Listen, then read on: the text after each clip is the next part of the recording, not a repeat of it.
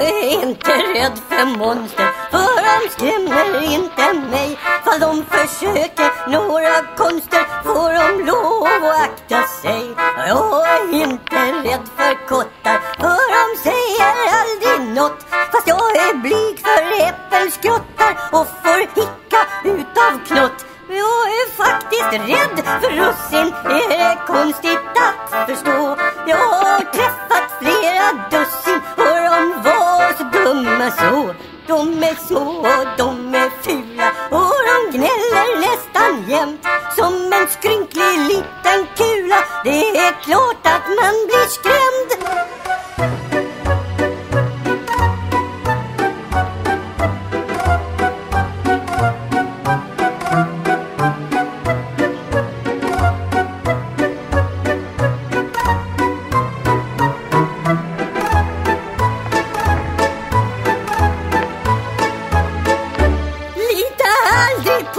Russin, aldrig någonsin vår gör.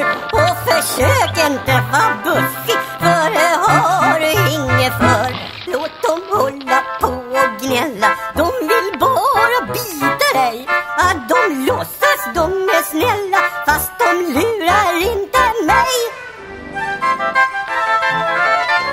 De låtsas de är snälla, fast de lurar inte mig. Jag är inte rädd för monster, för de skrämmer inte mig. Fall de försöker några konster får de lov att akta sig.